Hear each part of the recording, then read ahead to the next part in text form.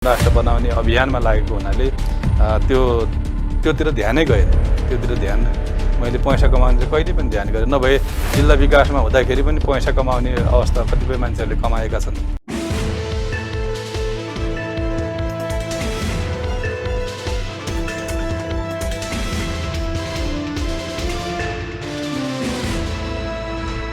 नमस्कार दर्शकवृन्द, कार्यक्रम चक्रव्यूहमा यहाँहरू सबैलाई हार्दिक स्वागत गर्दछु। म हिमाल बस्नेत। आज हाम्रो कार्यक्रम हुनुहुन्छ नेकपा एमालेका पोलिट ब्युरो सदस्य तथा सुदूरपश्चिम प्रदेशका सह इन्चार्ज तथा पूर्व मन्त्री गणेश सिंह ठगुन्ना। सरकारले मन्त्री परिषद हेरफेर गर्यो।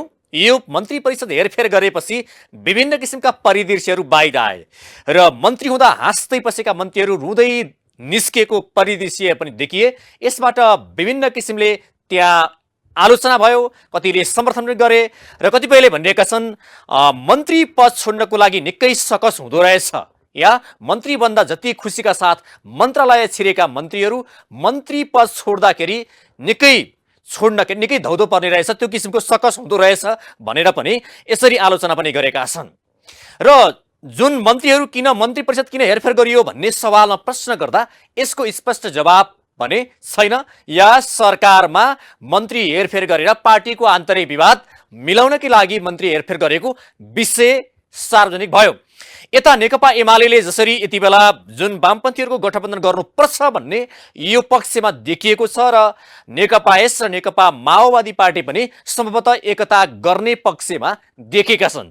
त्यसो भए प्रदेश र संघीय चुनाव अगाडि नेकपा एमाले सहितका वामपन्थी दलहरूको एकता हुन्छ त?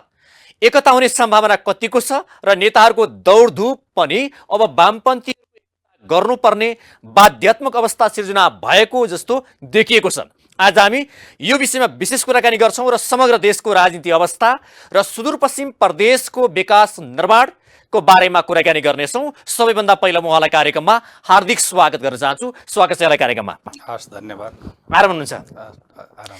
मैले सुरुमा यहाँलाई प्रश्न यहाँबाट सुरुवात गरेँ। तपाईँ मन्त्री पनि भइसक्नुभयो, दुई पटक तपाईँ दार्चुला जिल्लाबाट तपाईँ जनताले चुनिसक्नुभयो तपाईँलाई, र अहिलेको जुन स्थानीय तहको निर्वाचनमा पनि तपाईँलाई जुन एउटा तपाईँको जिल्ला भनौँ या तपाईँले एउटा जुन किसिमले त्यहाँ मेहनत गर्नुभयो त्यो अनुसार 9वटा स्थानीय तहमध्ये 6वटामा विजय हासिल गर्नु भएको छ। नेकपा एमाले लगभग 6वटामा बहुमत छ भनौँ।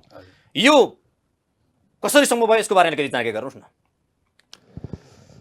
अब नेकपा एमाले दार्चुला जिल्लामा लामो समयदेखि स्थापित पार्टी हो। 2051 सालमा स्वर्गीय कमरेड प्रेमसिंह धामी दार्चुलाबाट निर्वाचित हुनुभयो। उहाँ तत्कालीन स्वर्गीय मनमोहन अधिकारीको मन्त्रीमण्डलमा मन्त्री पद पनि उहाँले जिम्मेवारी सम्हाल्नुभयो। उहाँले दार्चुलाको लागि थुप्रै काम त्यो बेला पनि सुरु गर्नुभयो।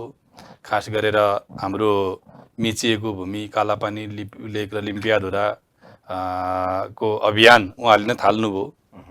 त्यसपछि 2054 सालमा दार्चुलाका अधिकांश गाउँ विकास समितिहरू र जिल्ला विकास समितिमा नेकपा एमाले म स्वयं जिल्ला विकास समिति सभापतिमा निर्वाचित भए र हाम्रा साथीहरूले नेतृत्व सम्हाल्नुभयो। त्यो बिचमा दार्चुलाको खास गरेर शिक्षाको क्षेत्रमा व्यापक परिवर्तन भयो। अधिकांश विद्यालयहरू, माध्यमिक विद्यालयहरू, उच्च माध्यमिक विद्यालयहरू सञ्चालन भए।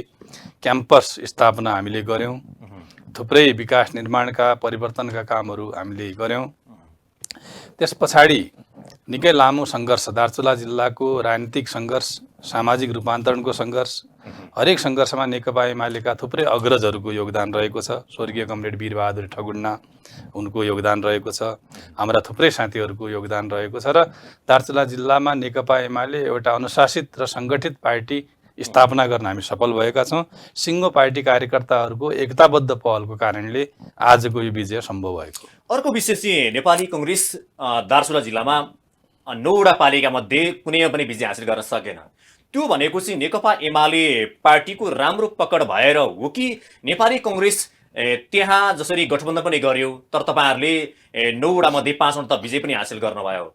तपाईँहरूको प्रभाव राम्रो भएर या नेपाली कङ्ग्रेस कमजोर भएर, या उसले त्यहाँ जुन जनतालाई जुन किसिमका चाहिँ एजेन्डा बाँड्यो त्यो जनताले विश्वास गरेनन्, के भयो त्यहाँनिर?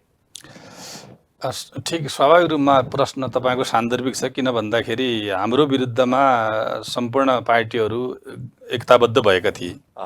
गठबन्धनमा आबद्ध सम्पूर्ण दलहरूको साझा उम्मेदवारको रूपमा उनीहरूले उभ्याएका थिए। त्यसका विरुद्धमा नेकपा एमाले एक्लै चुनावी मोर्चामा होमिनु जोखिमपूर्ण अवस्था नै थियो। सामान्यतया गठबन्धनमा आबद्ध दलहरूमा अहमता पनि थियो, हामी गठबन्धनमा छौँ, हामी जित्छौँ भन्ने पनि अवस्था थियो। तर मलाई के लाग्छ भने नेकपा एमालेको सङ्गठन यसपालि अत्यन्त अनुशासित ढङ्गले क्रियाशील रह्यो। पार्टीभित्रका मतभेदहरू धेरै भएनन्। सम्पूर्ण पार्टी पङ्क्ति पार्टीलाई जिताउनुको लागि एकताबद्ध ढङ्गले अगाडि बढेर जनताको बिचमा गएको हुनाले मूल रूपमा नेकपा एमालेको साङ्गठनिक बल नै निर्वाचनको आधार हो। जस्तो तपाईँले भनिरहँदाखेरि नेपाली कङ्ग्रेसले योभन्दा अघिल्लो पटक 2074 सालमा लाग्छ 5 स्थानमा विजय प्राप्त गरेको थियो। अहिले त्यहाँनिर गठबन्धन गर्दा पनि शून्यमा भयो।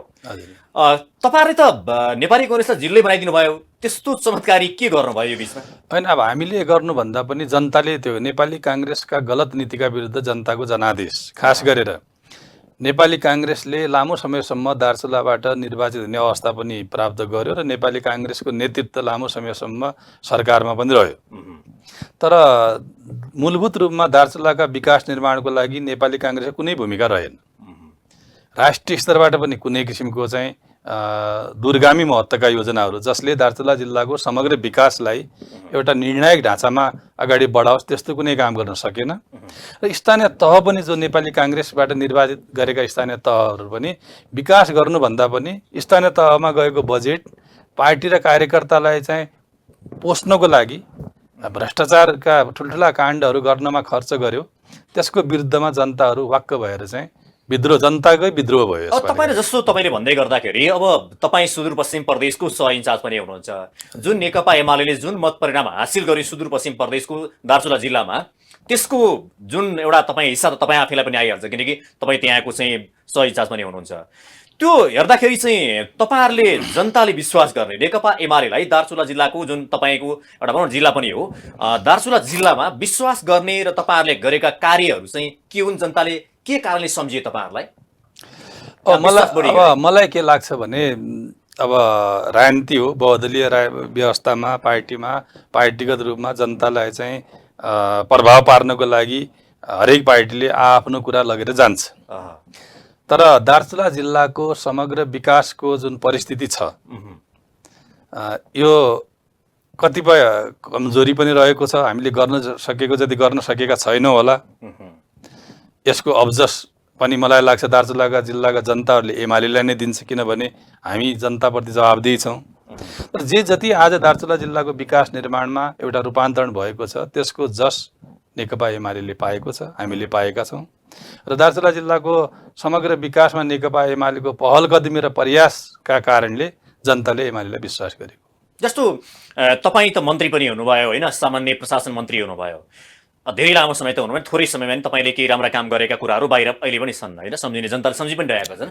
अहिले चाहिँ जसरी सुदूरपश्चिम प्रदेशमा नेकपा एमाले र तपाईँ मन्त्री हुँदाखेरि जनताले सम्झन लायक कामहरू चाहिँ के गर्नुभयो? अब म त मन्त्री धेरै लामो समय बसिन, झन्डै 5 महिनाको अवधि कार्यकाल रह्यो। अवस्था पनि प्रतिकूल थियो, चुनावी सरकारको रूपमा हामी अगाडि बढेका थियौँ। मैले खास गरेर प्रशासनिक क्षेत्रमा सुधार गर्ने किसिमको एउटा महत्त्वपूर्ण जुन हाम्रो अभिभारा थियो सङ्घीय निजामती ऐन, त्यसलाई अध्यादेश मार्फत ल्याउनुको लागि निकै मेहनत गरेको थिएँ। तर पछिल्लो अवस्थामा विभिन्न प्रतिकूल अवस्था ल्याउन सकिएन, त्यसमा धेरै मेहनत भएको छ। र आजसम्म पनि यो सरकारले यत्रो महिना भइसकेपछि नि त्यसलाई सदनमा पेश गर्न सकेको छैन। त्यो सङ्घीय निजामती ऐन नहुँदाखेरि आज देशभरिको सङ्घीय सरकारको मात्र नभएर प्रदेश र स्थानीय तहको समेत कर्मचारी तन्त्र लथालिङ भएको छ। यसलाई मैले धेरै अगाडि बढाइसकेको थिएँ र लगभग 15-20 दिन अरू समय पाइएको भए त्यो अध्यादेश मार्फत लागू गर्ने थिए। मूल रूपमा देशकै लागि गर्ने काम एउटा त्यो अधुरो रह्यो, मैले अगाडि बढाएको। त्यसबाहेक यो स्थानीय तहमा कार्यकारी बनाउँदाखेरि जुन किसिमको व्याप्त भ्रष्टाचार छ, अहिले पनि तपाईँहरूले हिजो अस्तिको पत्रिकामा हेर्नु भएको छ, व्यापक बढाबड भएको छ आज सङ्घीय मामला मन्त्रालयमा। यो पहिले पनि थियो, मैले आएपछि त्यसलाई नियन्त्रण गरेँ र एउटा मापदण्ड बनाएर सिनियरिटीको आधारमा स्वतः कार्यालय प्रमुखको जिम्मेवारी पाउने एउटा चाहिँ नियम बनाए। अहिलेको सरकारले त्यसलाई चाहिँ लागू गरेन, किनभने स्वतः जब नियमपूर्वक बनाउन थालेपछि मान्छेहरूले कमिसन बुझाउँदैनन्, स्वतः हुन्छ र त्यो नियमलाई यिनीहरूले भङ्ग गरे। मैले एउटा आफ्नो कार्यकालमा, छोटो कार्यकालमा गर्न पाएको भनेको स्थानीय तहको कार्यकारी अधिकृत बनाउँदाखेरि सिनियर जुनसुकै सेवाको भए पनि, यहाँ के थियो भन्दाखेरि प्रशासनको नासु भए पनि उसलाई कार्यकारी दिने, अनि तपाईँको प्राविधिक अधिकृत भए पनि उसलाई नदिने भेदभाव थियो। जुन किसिमको निजामती कर्मचारीभित्र प्रशासन, प्राविधिक, स्वास्थ्यदेखि लिएर थुप्रै भेदभावलाई मैले हटाएँ। जुनसुकै सेवा समूहका भए तापनि ती समान हुन् भन्ने किसिमको मान्यता स्थापित गरे र सिनियर जो छ त्यसलाई चाहिँ कार्यालय प्रमुखको जिम्मेवारी दिनुपर्छ भन्ने। मन्त्री भइसकेपछि साँच्चै चाहने हो भने धेरै लामो समय नभए थोरै समय पनि उल्लेख्य काम गर्न, जनताको पक्षमा काम गर्न सकिँदो रहेछ होइन त? चाहना नै भयो भने, साँच्चै चाहना भयो सकिन्छ। अर्को मैले खास गरेर दोस्रो मैले काम गरेको भनेको संघीयता लागू भएपछि सहर केन्द्रित बजेट विनियोजन भएको छ। पहुँचवाला जिल्लाहरूमा बजेट केन्द्रित भएको छ, तर हिमाली जिल्लाहरू खास गरेर हिमाली र उच्च हिमाली पहाडी जिल्लाहरूमा सङ्घीय बजेट साह्रै घटेको छ। पहिले एउटा दुर्गम क्षेत्र विकास समिति थियो, त्यो कार्यक्रम पनि खारिज भएर अहिले चाहिँ कुनै बजेट विनियोजन थिएन। मैले एउटा नयाँ कार्यक्रम लागू गरेको छु, खास गरेर हिमाली तथा उच्च पहाडी समृद्धि कार्यक्रम, जो अहिले लागू छ। कर्मागत रूपमा प्रत्येक वर्ष लागू हुन्छ। केही नभए पनि हिमाली जिल्लाहरूमा 10 देखि 12 करोड प्रत्येक वर्ष बजेट थप जान्छ नियमित रूपमा। त्यो मैले नयाँ कार्यक्रम लागू गरेको, उच्च पहाडी र हिमाली जिल्लाहरूको हकमा समृद्धि कार्यक्रम भनेर लागू गरेको छु।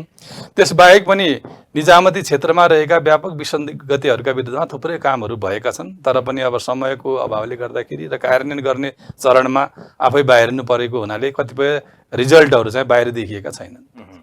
अर्को विषय चाहिँ जस्तो तपाईँहरूको सुदूरपश्चिम प्रदेश भनौँ या देशका 6वटा तहमा भनौँ न, स्थानीय भनौँ तहमा चाहिँ तपाईँहरूको सरकार थियो, प्रदेशहरूमा सरकार थियो। सुदूरपश्चिम प्रदेशमा तपाईँहरूको सरकार हुँदा जसरी जुन काम भयो अहिले र त्यति बेलाको कामका तुलना गर्दाखेरि के फरक छ? त्यति बेलाको तपाईँहरूको चाहिँ सरकार र अहिलेको सरकार, मैले प्रदेशको कुरा गर्दैछु, के फरक छ? के फरक पाउनु भएको छ? मलाई खासै तात्विक भिन्नता लागेको छैन। त्यो बेला पनि सुदूरपश्चिममा हामीले पार्टीगत रूपमा सरकार राम्रो ढङ्गले सञ्चालन गर्न पाएनौँ, किनभने बिना तयारी पार्टी एकता भयो। पार्टी एकता भएपछि चाहिँ त्यहाँ सुदूरपश्चिम प्रदेशको नेतृत्व पूर्व माओवादीको पक्षमा गयो। त्यो गएपछि पार्टीको निर्देशन अन्तर्गत त्यो सरकार रहेन। सरकार नरहेपछि हामी पार्टी त एकमा थियौँ, तर पनि चाहिँ पार्टीको स्वामित्व र पार्टीको चाहिँ त्यसबाट अपनत्व प्राप्त गर्न सकिरहेका थिएनौँ। त्यो आफ्नै ढङ्गले चलिरहेको थियो। त्यही नेतृत्व अहिले पनि कर्मागत रूपमा अगाडि बढ्या हुनाले मलाई लाग्छ यो सुदूरपश्चिम तात्विक भिन्नता देखिएन। त्यो हामीले रियलाइज गर्नुपर्छ। हजुर, अर्को चाहिँ जस्तो तपाईँहरूको जसरी स्थानीय तहको निर्वाचनमा निर्वाचित भएका जनप्रतिनिधिहरूलाई प्रशिक्षण कार्यक्रम पनि गर्नुभयो क्यारे होइन? गर्नुभयो। अब जसरी तपाईँहरूले जुन एउटा चाहिँ एजेन्डा या घोषणा पत्र जनतालाई बाँड्नुभयो र जसरी चुनावमा मत माग्नुभयो, त्यो अनुसार त्यहाँ काम गर्नका लागि तपाईँहरूले जो उम्मेदवारहरूलाई के शिक्षा दिएर पठाउनु भएको छ? होइन, हाम्रो स्थानीय तहमा नेकपा एमाले जितेका ठाउँहरूमा नमुनायोग्य कामहरू नै गरेका छौँ विगतमा पनि। दार्चुला जिल्लाको पनि खास गरेर अब अहिले गठबन्धनले चुनाव परिणाम केही तलमाथि भयो, त्यो आफ्नो ठाउँमा छ। नौगाड गाउँपालिका हामीले एउटा नमुना रूपमा डेभलप गरेका छौँ। त्यहाँको चाहिँ विकास निर्माणदेखि लिएर त्यहाँको आय आर्जनका कुराहरू, कृषिमा जनतालाई आत्मनिर्भर बनाउने कुराका थुप्रै कुराहरू अगाडि बढेका छन्। अपि हिमाल गाउँपालिकामा थुप्रै पूर्वाधारका कुराहरू जो दुर्गम, सबभन्दा दुर्गम पालिकामा पनि गरेका छौँ। तर हामी नेकपा एमालेको निर्वाचित स्थानीय तहहरूमा हामीले एउटा चाहिँ सिङ्गो देशभरि नै एकरूपताका साथ अगाडि बढ्नको लागि केही निश्चित उनीहरूलाई कसम गराएका छौँ भनौँ न। हामी यो काम गर्छौँ भन्ने, खास गरेर पूर्वाधार क्षेत्रको विकासमा मात्रै ध्यान नदिएर पूर्वाधार विकास आफ्नो ठाउँमा छ, त्यसबाहेक उत्पादन वृद्धिमा पनि हामीले ध्यान दिनुपर्छ। अहिले हाम्रो देशको मूल समस्या भनेको उत्पादन वृद्धि नभएर परनिर्भर भएका छौँ हामी। यसकारण हामीले तल तहदेखि, स्थानीय तहदेखि नै उत्पादन वृद्धिमा बढी हामीले ध्यान दिनुपर्छ। पूर्वाधार निर्माण त गर्नैपर्छ, तर उत्पादन वृद्धिदेखि लिएर सामाजिक न्याय पनि, उत्पादन वृद्धि, पूर्वाधार निर्माण, सामाजिक न्याय, यो तीनटै क्षेत्रलाई समेटेर अगाडि बढेर एउटा नमुना पालिका बनाउने जुन हाम्रो राष्ट्रिय अभियान छ हाम्रो पार्टीको, त्यही अनुसार चाहिँ हामीले हाम्रो पार्टीबाट निर्वाचित जनप्रतिनिधिहरूलाई प्रशिक्षित गरेर पठाएका छौँ र अहिले त्यही किसिमका नीति कार्यक्रमहरू बन्दैछन्। अब जस्तो अघि हामीले सुरुमा कुरा पनि गऱ्यौँ, एउटा चाहिँ योग्य, इमान्दार र जनप्रेमी अझ देशभक्त एउटा चाहिँ नेता भयो भने देशको नि परिवर्तन हुन्छ, या जिल्ला या कुनै क्षेत्रको भयो भने क्षेत्र नि परिवर्तन गर्न सक्छ भन्ने छोटै समयमा उदाहरण पनि धेरै छन्। अब जस्तो तपाईँले बनाउन चाहेको सुदूरपश्चिम प्रदेश या तपाईँ एउटा चाहिँ दार्चुला जिल्लाको सांसद, तपाईँले बन्न चाहेको जिल्ला प्रदेश चाहिँ कस्तो हो, तपाईँका भिजनको बारेमा अलिकति सुनाउनु न कुराकानी। प्रदेशको भिजनको लागि प्रदेशका जुन किसिमका हाम्रा राष्ट्रिय महत्त्वका कार्यक्रमहरू छन् तिनलाई प्राथमिकता दिनु पर्यो। अहिले के देखिन्छ, यसपालिको बजेट हेर्दाखेरि वास्तवमै प्रदेशको आवश्यकता छैन कि जस्तो महसुस भयो मलाई।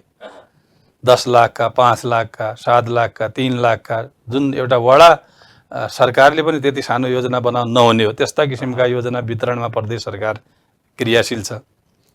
राष्ट्रिय महत्त्वका आयोजनामा लगानी नै छैन। यसले समग्र प्रदेशवासीको आर्थिक स्तर उत्थान हुने र विकास निर्माणका अभियानहरूलाई चाहिँ टुङ्गोमा पुर्याउने कुरा त सम्भव हुँदैन। यसकारणले अब मलाई के लाग्छ भने नेकपा एमालेको नेतृत्वमा प्रदेश सरकार बन्यो भने हामीले प्रदेशका महत्त्वपूर्ण पूर्वाधारका योजनाहरूमा ध्यान दिनुपर्छ। प्रदेशभित्र त्यहाँको हाम्रो प्राकृतिक स्रोत साधनहरू, खास गरेर सुदूरपश्चिम प्रदेश त प्राकृतिक स्रोत साधनमा धनी छ। जलस्रोतको व्यापक सम्भावना छ, जडीबुटीहरूको व्यापक सम्भावना छ, हिमाली क्षेत्रहरूमा थुप्रै अरू सम्भावनाहरू छन्। यसमा आधारित विभिन्न उद्योग धन्दाहरूदेखि लिएर त्यसमा आधारित अन्य कार्यक्रमहरू सञ्चालन गर्दै प्रदेशलाई आत्मनिर्भर बनाउने जुन किसिमको बाटोमा लग्नुपर्छ। मलाई के लाग्छ भने हामीले आगामी दिनमा सुदूरपश्चिम प्रदेशलाई पूर्वाधार विकासमा पनि सक्षम र उत्पादन वृद्धि गराएर आत्मनिर्भर प्रदेश बनाउने अभियानका कार्यक्रमहरू लग्नुपर्छ। अर्को विषय चाहिँ तपाईँ दार्चुला जिल्लाबाट दोस्रो पटक तपाईँ संसदमा छिर्नु भएको छ। यो चाहिँ जस्तो तपाईँले पहिलोपटक विजय प्राप्त गर्नुभयो, तपाईँले परिसन सफलता प्राप्त गरेर सायद जनताले दोस्रो पटक तपाईँलाई सुने होला। त्यो तपाईँ इमान्दार हुनुहुन्छ त्यो थाहा छ, तर इमान्दारका साथसाथै तपाईँले गरेका कार्यहरू, जनताको पक्षमा र त्यहाँको क्षेत्रको पक्षमा गरेका कार्यहरू के हुन् र जनताले तपाईँलाई कसरी चाहिँ विश्वास गरेर लगातार तपाईँलाई विश्वास गरिरहेका छन्, यसको आधार के हो, यसको कारण के हो? म दार्चुलाको राजनीतिमा नेकपा मालेदेखि स्थापना गर्नेदेखि नै दार्चुलाको राजनीतिमा छु। बहुदलीय व्यवस्थाको पुनर्स्थापनाभन्दा अगाडि नै म नेकपा एमालेको तत्कालीन नेकपा मालेको भातृ सङ्गठन अखिल नेपाल राष्ट्रिय स्वतन्त्र विद्यार्थी युनियनमा संलग्न थिए। त्यसपछि नेकपा माले गठनदेखि लिएर निरन्तर रूपमा दार्चुलाको राजनीतिमा क्रियाशील रहेको छु। अब मलाई व्यक्तिगत रूपमा मात्रै विश्वास गरेरै यहाँसम्म पुर्याएको भन्ने कुरामा त म मान्यता राख्दिनँ। सिङ्गो दार्चुला जिल्लाका कार्यकर्ताहरूलाई विश्वास गरेर, पार्टीको सङ्गठनलाई विस्तार गरेर म चाहिँ व्यक्तिमा विश्वास गर्दिनँ। एउटा चाहिँ सामूहिक नेतृत्व, सिङ्गो कार्यकर्ता पङ्क्तिको चाहिँ एक आपसको समन्वय सम्बन्ध, यसको कारणले मलाई दार्चुला जिल्लामा जनताले यहाँसम्म पुर्याएका छन्। कार्यकर्ताहरूको मेहनत पसिना यसमा धेरै ठुलो छ। र त्यसबाहेक पनि अब दार्चुला जिल्ला विकास निर्माणबाट ठगिएको जिल्ला थियो। मलाई त अहिले कुनै बेला अचम्म पनि लाग्छ, तर अब खण्डनमा किन लागिरहने। कतिपय साथीहरू योजना कार्यक्रमको बारेमा थाहा छैन, कहीँ किताबमा देख्यो कि त्यो फल्नाको पहलमा भनेर लेखिरहेका हुन्छन् अनि गुणगान पनि गाइरहेका हुन्छन्। अब योजना कति सालमा परेको, योजना पार्नुभन्दा अगाडिका चरण के हुन्छन्, योजना परेपछि त्यसको चाहिँ कार्यान्वयनको चरण के हुन्छ, त्यसलाई बहुवर्षीय लग्नको लागि के गर्नुपर्छ, त्यसको टेन्डर प्रक्रियामा कति समय लाग्छ, त्यसको स्वीकृति प्रक्रियामा कति समय लाग्छ, यी तमाम कुराहरू थाहा नहुनेवालाहरूलाई त किताबमा लेखेर देखिएपछि यो लेख्नु स्वाभाविक हो। तर यो कुरा थाहा भइसकेपछि चाहिँ जसलाई थाहा छ उनीहरूले यो कुरा बुझेका छन्। मलाई साह्रै दुःख के लागेको थियो भने म 54 सालमा जिल्ला विकास समिति दार्चुलामा निर्वाचित भए। त्यो बेलामा जिल्ला विकास समितिको जम्मा बजेट 33 लाख थियो। जम्मा 33 लाख बजेट थियो। आज एउटा पालिकामा 33 करोडभन्दा बढी गइरहेको छ। त्यो 33 लाखमा पनि के गर्नुपर्छ, पैसा कम भए पनि इच्छा शक्ति हुनुपर्छ भन्ने उद्देश्य राखेर दार्चुला जस्तो जिल्ला जहाँ शिक्षाबाट वञ्चित थिए मान्छेहरू, त्यहाँबाट उच्च शिक्षा आर्जनको लागि काठमाडौँ धनगढी आएर घरखेत भइरहेको अवस्थामा हामीले एउटा अठोट गऱ्यौँ कि दार्चुलामा हामी एउटा क्याम्पस स्थापना गर्छौँ। अनि त्यो बजेट, हाम्रो बजेटले त सम्भव थिएन। त्यसपछि गाउँ विकास समितिहरू र जिल्ला विकास समितिले एउटा अठोट गरेर अगाडि बढ्यौँ। हामीले एउटा दार्चुला जिल्लामा एउटा क्याम्पस स्थापना गर्यो, दार्चुला बहुमुखी क्याम्पस, जो आज देशकै एउटा नमुना क्याम्पसको रूपमा अगाडि बढिरहेको छ। शिक्षाको क्षेत्रमा त्यो ऐतिहासिक फड्को थियो। त्यस पछाडि अरू थुप्रै संस्थाहरू खुलेका छन्। त्यसबाहेक मैले अगाडि पनि भने हामीले थुप्रै शिक्षामा माध्यमिक विद्यालयहरू स्थापना गऱ्यौँ, विद्यालयहरू सञ्चालन गऱ्यौँ। बजेट थिएन तर पनि कामको लागि खाद्यान्न लगेर खास गरेर मारमा भेगको देथला खार खलङ्गा सडकलाई खाद्यान्नबाट पनि सडक खन्न सुरु गऱ्यौँ, किन राज्यको त ध्यान थिएन, सरकारले बजेट दिएको थिएन। तर आफैले जिल्ला विकासले पहल गरेर GIZ देखि लिएर WFP सँग सङ्घीय स्थानीय विकास मन्त्रालयसँग कोअर्डिनेसन गरेर चामल लगेर रोड खन्ने कार्यक्रम अगाडि बढायौँ, जुन आज हामीले प्रदेश गौरवको रूपमा त्यो योजना अगाडि बढाइरहेका छौँ। कतिपय साथीहरू आज त्यही रोडमा आफ्नो नाम पनि जोडिरहेका छन्। त्यो स्वाभाविक छ, यो निरन्तर प्रक्रिया हो, मान्छेहरू जोडि नै रहन्छन्, अब समयक्रममा जोडिनुपर्छ। र यस बाहेक पनि 70 सालमा म आउँदाखेरि कुनै पनि योजना बढाएको छैन। 70 भन्दा अगाडि त दार्चुला जिल्लाबाट थुप्रै प्रतिनिधिहरू गएका छन्, सरकारमा पनि बसेका छन्, सत्तारूढ पार्टीका सांसदहरू पनि रहेका छन्। सडकहरू दार्चुला तिङ्कर सडकको DPR पनि बनाएको छैन। कालोपत्रीको DPR त्यसपछि म आएपछि त्यो हालहालै बनाएको, वातावरण अध्ययनै गरेका छैन। अनि बजेटको त कुरै न्यून बजेट सुरुवात भएको काम छ, तर चाहिँ ट्रेक ओपनको मात्रै काम भइरहेछ। त्यो पनि 64 सालमा माधव नेपाल प्रधानमन्त्री हुँदाखेरि, सुरेन्द्र पाण्डे अर्थमन्त्री हुँदाखेरि हाम्रै पार्टीको पहलमा 18 करोड बजेट हालेर सुरु गरेको। भनेपछि तपाईँको यो 2 कार्यकालमा तपाईँको अर्को कार्यकाल पनि अब तपाईँ उत्तरदायी हुनुहुन्छ, लगभग अन्त्यन्त्यमा हुनुहुन्छ। म भन्दै त्यही कुरा म भन्दैछु। अनि सडकको खासै कुनै योजना छैन। अनि तपाईँको शिक्षाको क्षेत्रमा कुनै कार्यक्रमहरू अगाडि बढेका छैनन्।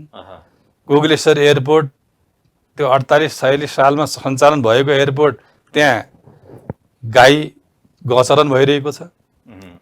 खानेपानीका समस्याहरू, थुप्रै डाँडाकाँडाका मान्छेहरू, कुणी कुसकाँडाका मान्छेहरू बसाइसराई गरिरहेका छन्। पानीको कुनै योजना छैन। यता हेर्छौँ योजना कुनै मन्त्रालयमा योजनै छैन। सम्भाव्यता अध्ययन पनि छैन। योजनाको कुरा छोडिदिनुहोस्, समय लाग्छ योजना हाल्नको लागि। सम्भाव्यता अध्ययन अगाडि बढाइरहनु भएको थियो हैन? हजुर, बजेट पनि पार्नु भएको थियो जस्तो लाग्छ। अनि म त्यही कुरा गर्दैछु, केही पनि छैन। विकास निर्माणको कुनै महत्त्वपूर्ण योजना सञ्चालन छैन त्यहाँ, मैले तपाईँलाई भने।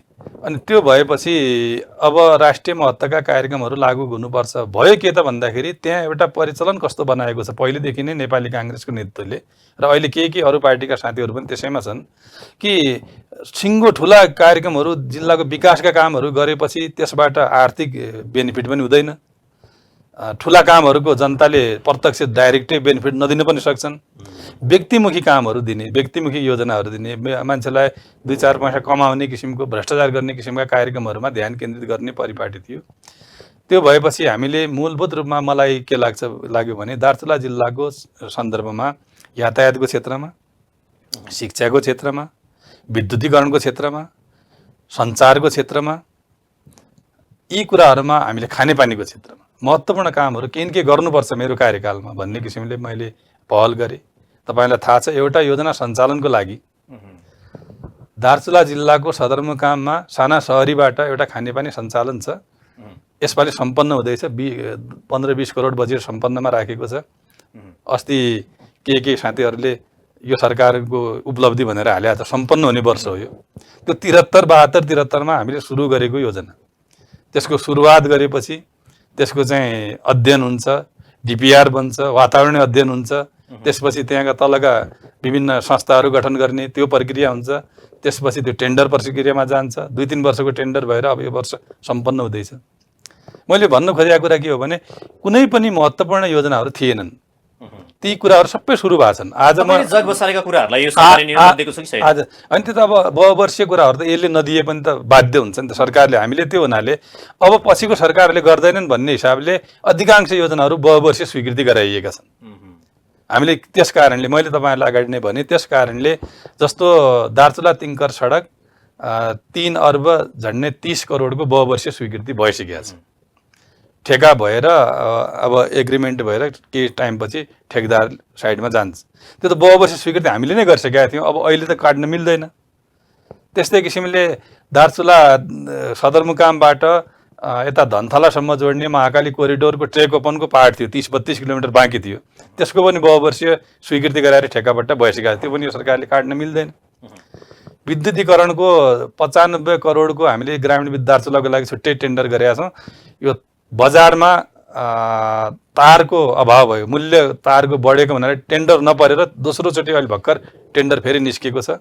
त्यो 1 अर्बको विद्युतीकरणको टेन्डर स्वीकृति भयो भने मलाई लाग्छ दार्चुला जिल्लाको समग्र विद्युतीकरण हुन्छ। त्यो पनि हामीले पोहोर सालै गरिसकेका छौँ। अब अहिले त्यो काट्ने यो सरकारले मिल्दैन। यसबाहेक पनि म तपाईँलाई भन्छु, गोकुलेश्वर एयरपोर्टको 50-52 करोडको हाराहारी 50 करोड आसपासको हामीले बहुवर्षीय अत्याधुनिक एयरपोर्टको स्वीकृति गराइसकेका छौँ। अब यो सरकारले गर्ने भने के हो भने बजेट कम छुट्यायो भने काट्न मिल्दैन। यस वर्ष मलाई अस्ति मैले सदनमा उठाएको थिएँ, 50 करोडको टेन्डर भएको छ, 10 करोड त यो वर्ष खर्च हुन्छ होला। अब आउँदो वर्ष कमसेकम 20 करोड छुट्याउनु पर्नेमा 3 करोड हो कति छुट्यायो भन्ने किसिमको आइरहेको थियो। तर काट्न मिल्दैन, बजेट यिनीहरूले घटाउँछन्। तर पनि यो कर्मागत कार्यक्रम भएको हुनाले यो कुरा अगाडि बढ्छ। विद्युतीकरण क्षेत्रमा महत्त्वपूर्ण प्रगति भएको छ दार्चुला जिल्लामा। सञ्चारको क्षेत्रमा म तपाईँलाई बताउँछु, यद्यपि अब टेक्नोलोजीको हिसाबले घाममा यो सोलरमा आधारित टेक्नोलोजी छ। अब पानी परेपछि बादल लागेपछि फोन कुनै बेला लाग्दैन, कुनै बेला बिग्रिन्छ, त्यो स्वाभाविक छ। त्यसलाई हामीले भोलि विद्युत पुर्याउन सक्यो भने दिगो हुन्छ। तर आज तपाईँको अगाडि म यो उसबाट भन्न चाहन्छु, निरन्तरको प्रयासका बावजुद आज दार्चुला जिल्लाका विकट ठाउँहरूमा पनि सञ्चारको पहुँच पुगेको छ। सबभन्दा विकट ठाउँमा हामीले कुन ठाउँमा मेहनत गरेनौँ, सदरमुकामको आसपासदेखि लिएर फोन नलाग्ने थुप्रै ठाउँमा त गऱ्यौँ, तर चाहिँ विकटभन्दा विकट खास गरेर अपी हिमालको पाथा, सितोला, ब्यासको छाङ्गुर-तिङ्करसम्मको लगायत थुप्रै ठाउँमा सञ्चारको सुविधा पुर्याएका छौँ। एउटा विकासको जग बसेको छ अहिले त। विकासको जग होइन, विकासका कार्यक्रमहरू अगाडि बढेका छन्। अब अलिकति तपाईँको व्यक्तिगत जीवनका बारेमा केही प्रश्न छन् मेरा। जस्तो तपाईँ अब मन्त्री भइसक्नुभयो, 2 पटक तपाईँ सांसद भइसक्नुभयो, अब एउटा सुदूरपश्चिम प्रदेशको तपाईँ एउटा नेता होइन, एउटा महत्त्वपूर्ण नेता पनि हुनुहुन्छ। अब जिल्लामा प्रभाव छ, तर तपाईँको अलिकति तपाईँलाई सादगी नेता पनि भन्छन्। तपाईँसँग गाडी छैन, घर छैन, अर्काको लिफ्ट मागेर हिँड्नुहुन्छ। यो चाहिँ तपाईँसँग नभएरै हो या तपाईँ देखाउन चाहनुहुन्न? होइन, म तपाईँलाई बताउँछु, मलाई के लाग्छ भने राजनीतिबाट भ्रष्टाचार गरेन भने पैसा जीवनयापनलाई पनि पुग्दैन। म तपाईँको आज यो टेलिभिजनबाट भन्छु, मलाई यहाँ 70 सालमा 9 वर्ष भयो। 9 वर्षको अवधिमा मलाई 60,000को आसपास अहिले पाइन्छ। पहिले त्यो पनि पाइँदैन थियो। 30,000 घर भाडामा जान्छ। एकचोटि दार्चुला आउने जाने हो भने टिकटमा त्यो सकिन्छ। अरू मेरो घर खर्च, खाना खर्च, अन्य दुन्य पर्ने बालबच्चालाई पढाउने खर्च पुग्दैन। परिवार चाहिँ कसरी चलेको? त्यो मैले ऋण निकाल्नु, मैले त्यही त भने, मैले ऋणमा छु, म अहिले ऋण निकालेको छु। र पारिवारिक पैतृक सम्पत्तिको हिसाबले मेरो आर्थिक अवस्था धेरै कमजोर होइन। मेरो पैतृक सम्पत्ति बेचिएको छ। दार्चुला सदरमुकाममा रहेको घर बेचिएको छ, अरू ठाउँमा पनि पैतृक सम्पत्ति बेचिएको छ। यस कारणले मलाई के लाग्छ भने अब पैसा कमाउनुको लागि भ्रष्टाचार गर्नु पर्यो। भ्रष्टाचार गर्नुको लागि गलत काम गर्नु पर्यो। गलत काम नगरे त कसैले पैसा दिँदैन। तपाईँले मलाई रित्तै त पैसा दिनुहुन्न, तपाईँलाई मैले कुनै न कुनै गलत फाइदा दिनु पर्यो, त्यसबाट मलाई दिनुहुन्छ। अब यो कुरा मैले पहिले जिल्ला विकासमा समितिमा छँदा पनि मैले गरेन। मैले यो मेरो आफ्नो प्रशंसा गर्न खोजिरहेको छैन। होइन, कतिपय तपाईँले भन्दै गर्दाखेरि कतिपय चाहिँ मन्त्री भइसकेपछि या सांसद भइसके पछाडि विभिन्न किसिमका ठेक्का पट्टा टेन्डर पार्ने काममा पनि कतिपय मन्त्रीहरू लोभिएका, सांसदहरू लोभिएका घटना बाहिर आउँछन्। त्यसको चाहिँ एउटा चङ्गुलमा फँसेको पनि कतिपय कुरा आउँछन्। तपाईँसँग चाहिँ त्यस्ता किसिमका प्रस्ताव लिएर आउँदैनन्? म कहाँ आएनन्। पहिलेदेखि नै मैले 54 देखि 59 जिल्ला विकास समितिमा हुँदा पनि मेरो एजेन्डा नै भ्रष्टाचारको विरोधी एजेन्डा हो। तपाईँले अगाडि एउटा क्वेसन पनि उठाउनु भएको थियो, दार्चुला जिल्लाको जनताले कसरी तपाईँहरूलाई विश्वास गर्नुभयो। मैले यसपालि 2 महिना पुरै जनताको बिचमा गएर मेरो एजेन्डा के थियो भने राजनीतिमा व्याप्त भ्रष्टाचारलाई अन्त्य गर्न सहयोग गर्नुहोस्। मैले भ्रष्टाचार गरेको छु भने मलाई पनि कारवाही गर्नुहोस्। मैले खुलेआम तपाईँको शैलेश शिखरको सभाबाट भनेको छु, मेरो सम्पत्ति छानबिन होस्। मेरो हिजो 70 सालमा के थियो, त्योभन्दा अगाडि के थियो, र आज के छ, मसँग राजनीति गर्ने मान्छेहरूको त्यो बेला के थियो, आज के छ, त्यो छानबिन होस् र अरूको पनि होस्। आज एउटा वडा अध्यक्ष, एउटा पालिका अध्यक्षले करोडौँ करोड बजेट हिनामिना गरेर चाहिँ कसरी उनीहरू चाहिँ सम्पन्न जीवन बिताइरहेका छन्। गरिब जनताको जीवनस्तर एकदम बेहाल भएको छ। बेरोजगार युवाहरूलाई काठमाडौँमा अथवा कुनै ठाउँमा डेरा भाडा तिर्न गाह्रो भइरहेको छ, गाडी भाडा तिर्न गाह्रो भइरहेको छ। अनि पछि राजनीतिक नेताहरूको चाहिँ ऐयासी जीवन कहाँबाट आइरहेको छ। यस कारणले मेरो मान्यता हो, मैले राजनीतिमा लाग्दाखेरि र आज राजनीतिमा निकै लामो समय राजनीतिमा म अगाडि बढेको छु, राजनीतिक पद पनि पाएको छु। तपाईँलाई म भन्नु 54 देखि 5 वर्ष जिल्ला विकास समिति सभापति र 9 वर्ष सांसद, झन्डै 14 वर्ष राजनीतिक पदमा पनि म क्रियाशील छु। अब यसमा मेरो भनाइ के छ भने राजनीतिक नेता जब आफैमा यदि भ्रष्टाचार मुक्त हुँदैन भने मैले यसैलाई जोडेर एउटा प्रश्न गरिहाल्छु यहाँलाई। जस्तो एउटा नेता जस्तो बन्नको लागि या जनताको विश्वासको पात्र बन्नको लागि के हुनुपर्दो रहेछ? त्यो त त्याग गर्नुपर्छ। घरमा दुःख पाउँछन्, घर परिवारले दुःख पाउँछन्, बालबच्चाले दुःख पाउँछन्, पैसा हुँदैन। त्यो त के हो भने भ्रष्टाचार गर्यो, टन्न पैसा कमायो, सारा सुखी हुन्छन्। तर आज अरू नेताहरूको हेर्दाखेरि त पैसा पनि छ, परिवार पनि सुखी छन्, सबै समृद्ध देखिन्छ। मैले अब सबै नेताको नभनौँ, राजकीय शैलीमा बसेको, ठाट शैलीमा बसेको दृश्यहरू धेरै मैले देखिएको छ। राजनीतिमा थुप्रै मान्छेहरू कुनै पद नपाएर पनि सर्वस्व भएर पनि बसेका छन्। राजनीतिमा लागेका जति सबै भ्रष्ट छन् भनेर भन्न सकिँदैन। तर अब अहिलेको ट्रेन्ड त्यस्तो छ, अधिकांश त्यस्तो भएपछि जनतामा त्यस्तो छवि बसेको छ र यसलाई सुधार गर्नको लागि जनचेतना नै महत्त्वपूर्ण कुरा हो र जनताको बिचमा हामी भ्रष्टाचार विरोधी अभियानलाई लगेर जान्छ। मेरो अझ पनि अहिलेको मुद्दा पनि मेरो जति दिन म राजनीति गर्छु, राजनीतिमा जनताको बिचमा भ्रष्टाचारका विरुद्धमा लड्नको लागि जनताको बिचमा जान्छु, जनतालाई सचेत गराउँछु, आफू पनि त्यस किसिमले लाग्छु। अब जुन दिन अब तपाईँलाई पैसा कमाउने नै मन लाग्यो, आफ्नो ऐश आरामकै जिन्दगी चाहिने हो भने राजनीति गर्नु जरुरी छैन। अहिले त हामी जस्तो मान्छेहरूले अरू व्यवसाय गरेर पनि पैसा कमाउन सकिन्छ। त्यस कारणले यो विषयवस्तु ऐश आरामको विषयवस्तु भन्ने कुरा के हो भने राजनीति के को लागि गर्ने भन्ने कुराले निर्धारण गर्छ। पैसा कमाउनुको लागि, ऐश आरामको लागि राजनीतितिर लागेको मान्छेले त्यो गर्छन्। म त 45 सालमा झन्डै तपाईँको 20 वर्षको थिएँ, पढ्दै थिएँ, बिएससी भर्खर सकाउँदै थिएँ। त्यो बेलाको अस्कलको म बिएससी हो, जागिर गरे भए जे गरे भए पनि केही पनि पाइन्थ्यो। तर हामी त कुनै पद पाउनुको लागि केही गर्नको लागेका थिएन। एउटा चाहिँ कम्युनिस्ट पार्टीमा लागेर जनताको परिवर्तन गर्ने, समाजवाद लागू गर्ने, एउटा चाहिँ आधारभूत रूपमा नेपाललाई एउटा सक्षम राष्ट्र बनाउने अभियानमा लागेको हुनाले त्योतिर ध्यानै गएन। त्योतिर ध्यान मैले पैसा कमाउने कहिले पनि ध्यान गरेँ। नभए जिल्ला विकासमा हुँदाखेरि पनि पैसा कमाउने अवस्था कतिपय मान्छेहरूले कमाएका छन्।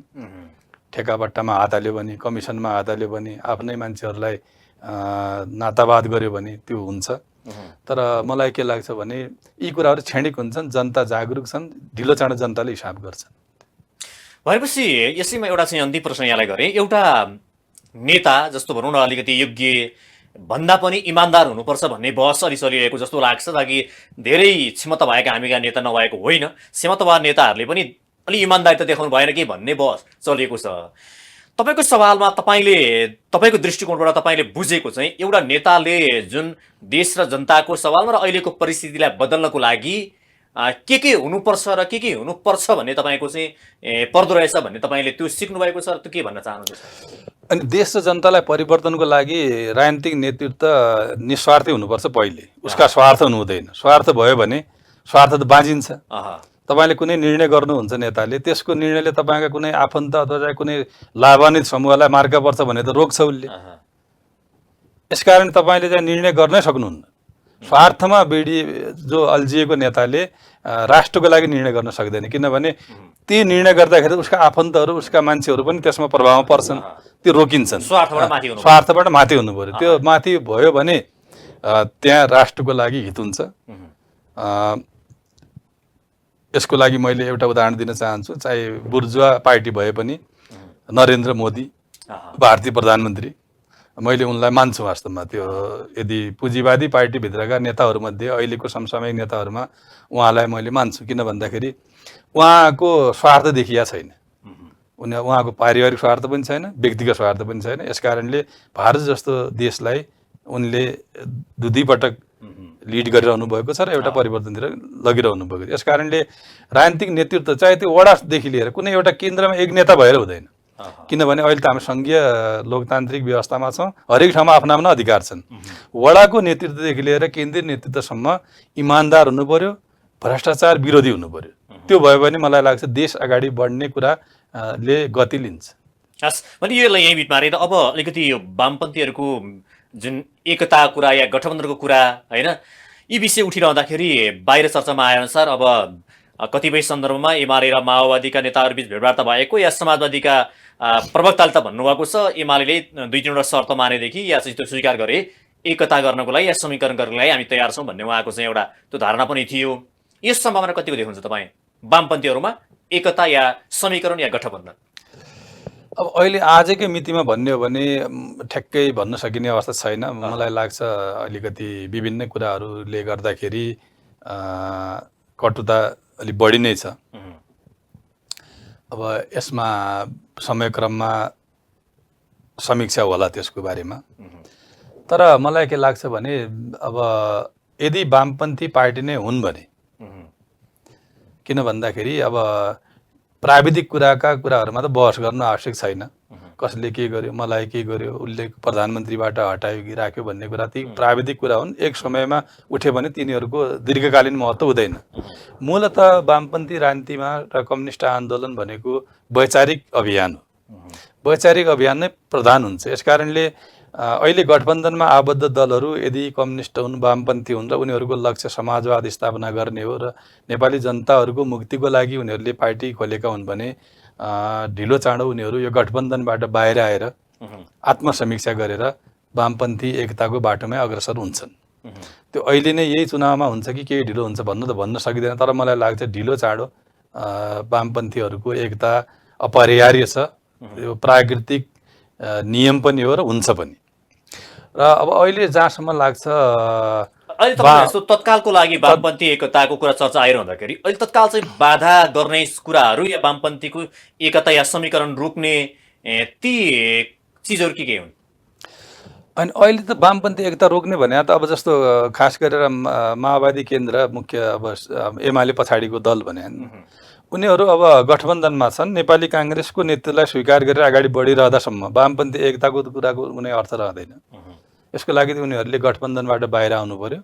बाहिर आएर चाहिँ अब वामपन्थी एकताको लागि पहल गर्ने निर्णय गर्नु पर्यो। त्यसपछि चाहिँ अब समीक्षा हुने कुरा एकअर्काको समीक्षा हुन्छ र हामीले अगाडि बढ्न सकिने अवस्था छ। तर अब राजनीति हो, राजनीतिमा चाहिँ अब वामपन्थी एकता त अहिले हुन सक्दैन। किनभने हाम्रो एउटा अनुभव के छ भने अघिल्लो पाला अलि हतारमा हामीले एकता गऱ्यौँ। हतारमा एकता नगरेर वामपन्थी गठबन्धन अथवा वाम तालमेल मात्रै गरेर अगाडि बढाए भए आज यो अवस्था आउने थिएन। अलिकति हामी धेरै उत्साहित भयौँ, छिटै हामीले पार्टी एकता गऱ्यौँ, त्यसको परिणाम छिटै भोग्यौँ पनि।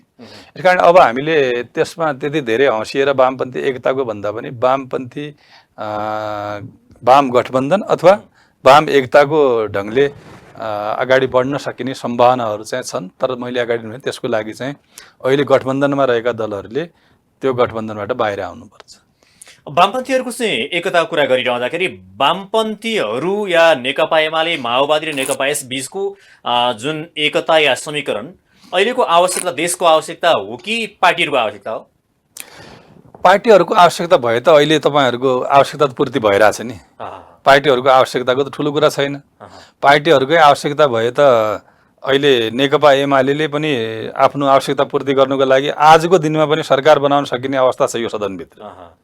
तपाईँहरू देखिरहनु भएको छ दलहरूभित्रका गतिविधिहरू। नेकपा एमाले त तपाईँको हाम्रो माधव नेपालको समूह विभाजनमा नलागेको भए सरकारै ढल्नेवाला थिएन। त्यही बेला माओवादी र काङ्ग्रेस मिलेर पनि सरकार बन्ने अवस्था थिएन। किनभने हामीसँग आफैसँग 121 सङ्ख्या थियो अनि मधेसवादी दलहरूको सपोर्ट हामीसँग थियो। 137 पुर्याउनलाई त एमालेलाई कुनै त्यो बेला पनि थिएन। र आजको मितिमा पनि यदि सत्ता पार्टीकै हित हेर्ने हो भने सरकार बनाउने सङ्ख्या नेकपा एमाले पुर्याउन सक्छ, त्यो सम्भावना छ।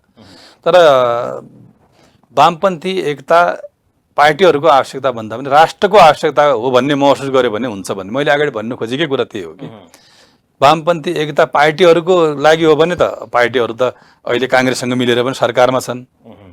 किनकि इच्छा पार्टीहरूका मान्छे मन्त्री भइरहेछन्, उनीहरूका स्वार्थपूर्ति त भइरह होलान्। तर वामपन्थी आन्दोलन के भइरहेछ? सवाल के हो भने आज माओवादी केन्द्र र माधव नेपालको समूह नेपाली काङ्ग्रेसको नेतृत्वमा गएर सरकारमा गइसकेपछि उनीहरूका पार्टीका स्वार्थ त पूर्ति भइरह होलान्। तर वामपन्थी आन्दोलनका उद्देश्यहरू केही पूर्ति भइरहेछन् कि छैनन्? त्यसो भए वामपन्थी आन्दोलनका जे उद्देश्यहरू छन् त्यो उद्देश्य त्यो रियलाइज विचलित बनाउने, त्यसलाई धराशायी बनाउने को हो त आज तिनै त्यो गठबन्धनमा आबद्ध नेपाली काङ्ग्रेस त स्वाभाविक रूपमा पुँजीवादी पार्टीको नायकै पार्टी हो। देशी विदेशी शक्तिहरूले नेपाली काङ्ग्रेसलाई नेपालको वामपन्थी आन्दोलनलाई कमजोर बनाउनको लागि प्रोत्साहित गरिरहन्छन्, उत्साहित गरिरहन्छन्, सपोर्ट गरिरहन्छन्। तर नेपाली काङ्ग्रेस आफैले त वामपन्थी आन्दोलनलाई कमजोर पार्न सक्ने अवस्था नेपालमा छैन। यसको लागि त वामपन्थी पार्टीहरू भित्रका मान्छेहरूले उनीहरूलाई सपोर्ट नेपाली कांग्रेस त या उसको उद्देश्य अनुसार वामपन्थीहरूलाई अलि कमजोर बनाउने नै उसको उद्देश्य हो। उसको त उद्देश्य हो। तर उसले आफैले त त्यो सम्भव छैन। नेपालको राजनीतिमा काङ्ग्रेसले वामपन्थीहरूलाई कमजोर पार्न धेरै प्रयास गर्यो, असफल भयो, सकेन। नेपाली काङ्ग्रेस आफै धराशायी भयो।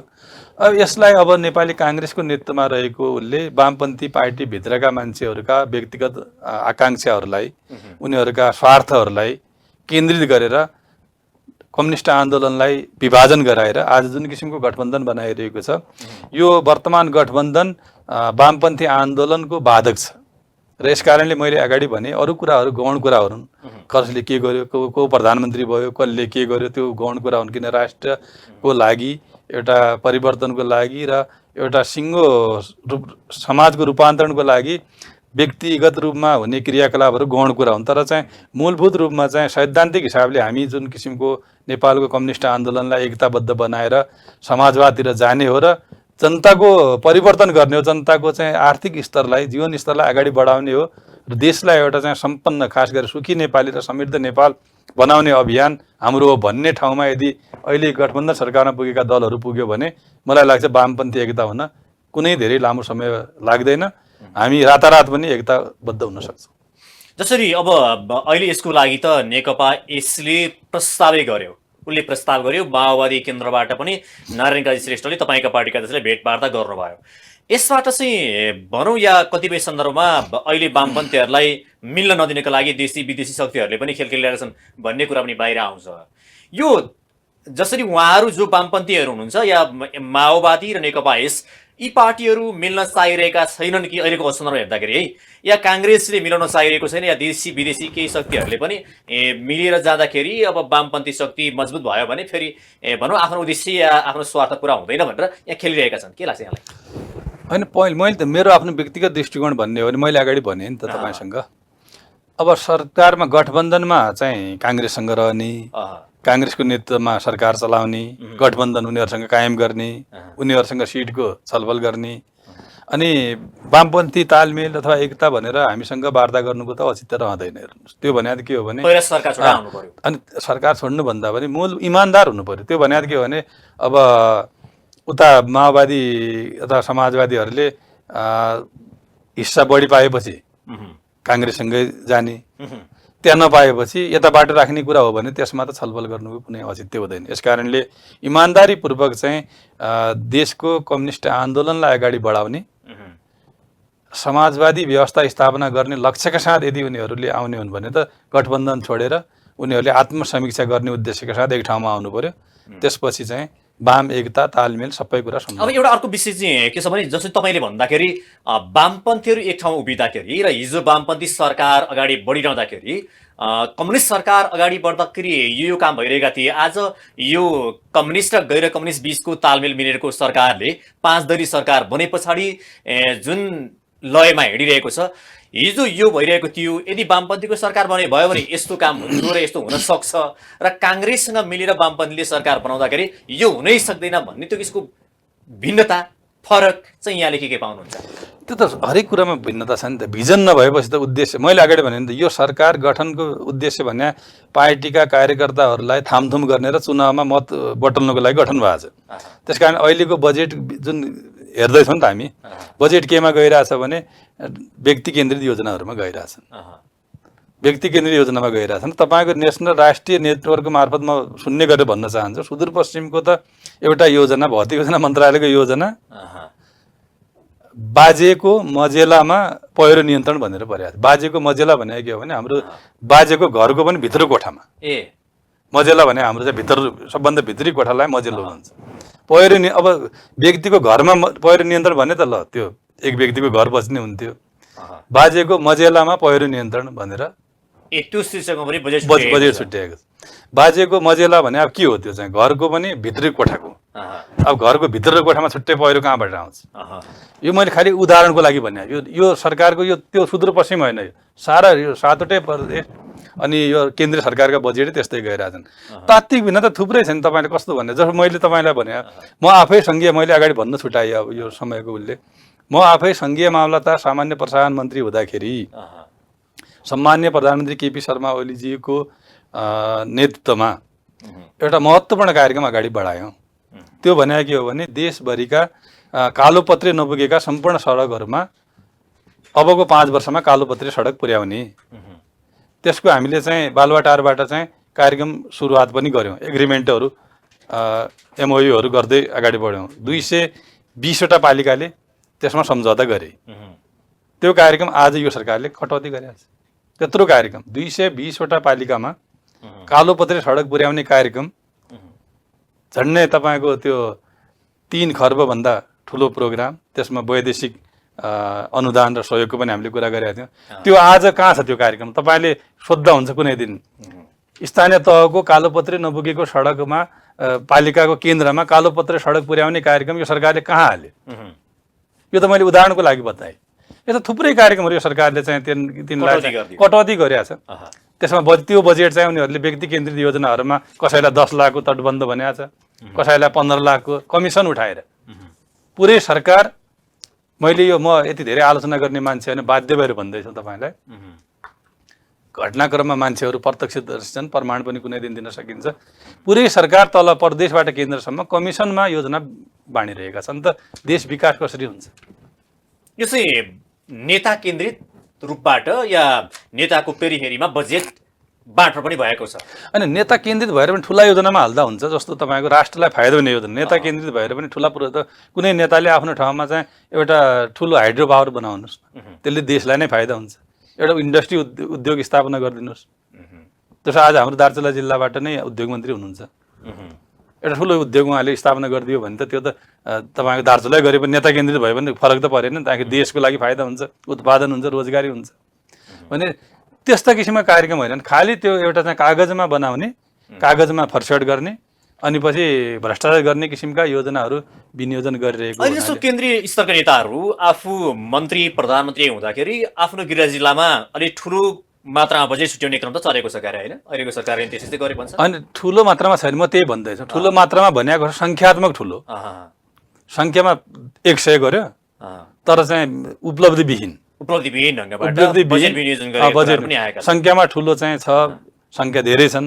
हुँदा हुँदा त तपाईँको घर पहिरो नियन्त्रण होइन कि घरभित्रका कोठाको पहिरो नियन्त्रणसम्मको योजना त छ, तर त्यो चाहिँ के छ भन्दाखेरि उपलब्धिविहीन। त्यसबाट भोलि कुनै उपलब्धि हुने, त्यसबाट त्यो ठाउँको विकास देखिने, त्यो हराउने कागजमा, मैले अगाडि भने कागजमा पास गर्ने, कागजमै खाने किसिमका योजनाहरू बढाए हुनाले हिजो नेकपा एमालेको सरकारले अगाडि बढाएका थुप्रै कुराहरू जस्तो चाहिँ औद्योगिक क्षेत्र स्थापनाको कुरा त्यो ठप छ। हरेक पालिकामा कालोपत्रे सडक पुर्याउने कुरा त्यो ठप छ।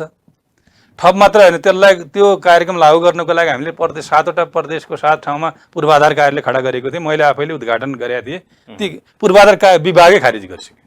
कार्यक्रम त छोडिदिनु, स्थानीय पूर्वाधार विभाग जो डोलीरार भन्थे त्यो विभाग खारिज गरिसक्यो।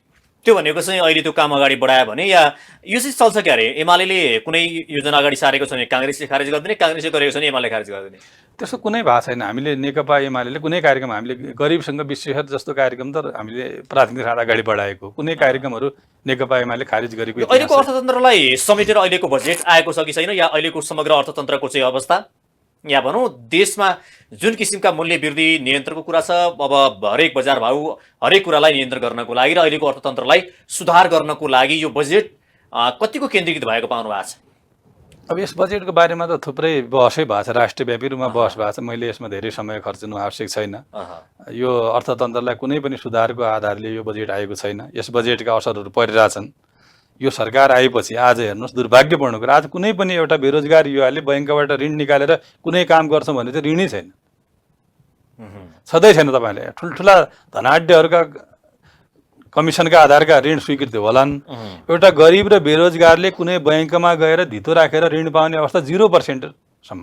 यो अहिलेको अवस्था अर्थतन्त्रको यो अवस्था आउनमा चाहिँ नेकपा एमाले पार्टी कतिको जिम्मेवार छ? नेकपा एमाले सरकार चलाउँदाखेरि वैदेशिक मुद्राको सञ्चित अनि अरू कुराहरूको अवस्था, ब्याङ्किङ अवस्था त्यो त तुलना गर्न सकिन्छ नि त। अब प्रश्न त अहिले त उनीहरूले आफ्नो गल्ती कमजोरीहरू ढाकछोप गर्ने कुरा एमालेको कारणले भयो भन्ने पनि हिजो अस्ति कुन एउटा नेताले भने सुने। तर नेकपा एमालेको सरकार रहँदाखेरि आर्थिक अवस्था एकदम सुदृढ थियो, वैदेशिक मुद्रा सञ्चित सन्तोषजनक थियो। हामीले बैङ्कहरूबाट लोनहरू बेरोजगार युवादेखि लिएर काम गर्ने मान्छेलाई सहुलियत ऋणदेखि लिएर सहुलियत ऋणसम्म गइरहेको थियो।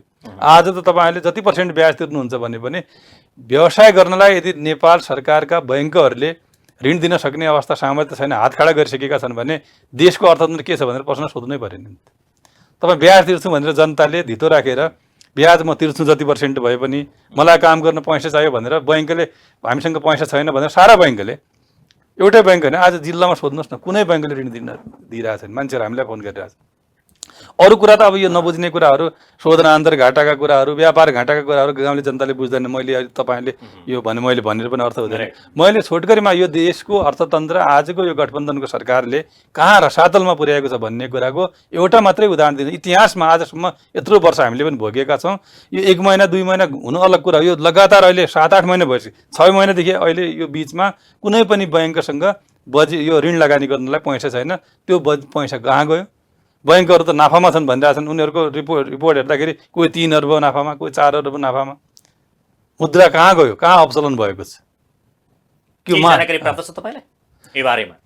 त्यो मैले अब पूर्ण जानकारी नभइकन मैले भन्नु आवश्यक छैन। तर चाहिँ मुद्राको बारेमा जुन किसिमको चाहिँ कालो धन जम्मा भइरहेछ, मार्केटमा पैसा फ्लो भइरहेको छैन, ब्याङ्किङ सिस्टममा पैसा छैन, गैर ब्याङ्किङ सेक्टरमा पैसा गइरहेछ। छोटकरीमा मैले यो भन्न चाहन्छु। त्यो कहाँ छ के छ भन्ने कुरा तथ्यगत रूपमा भोलिका दिनमा थाहा पाइएला। त्यस्तो भइरहेछ। हस्, कार्यक्रम आइदिनु भयो, यहाँलाई धेरै धेरै धन्यवाद छ। हस्, धन्यवाद। आज हाम्रो कार्यक्रम हुनुहुन्थ्यो नेकपा एमालेका पोलिट ब्युरो सदस्य सुदूरपश्चिम प्रदेशका सह इन्चार्ज तथा पूर्व मन्त्री गणेश सिंह ठगुन्ना। कार्यक्रमको निर्धारित समय सकिएको छ। मलाई पनि बिदा दिनुहोस्। नमस्ते।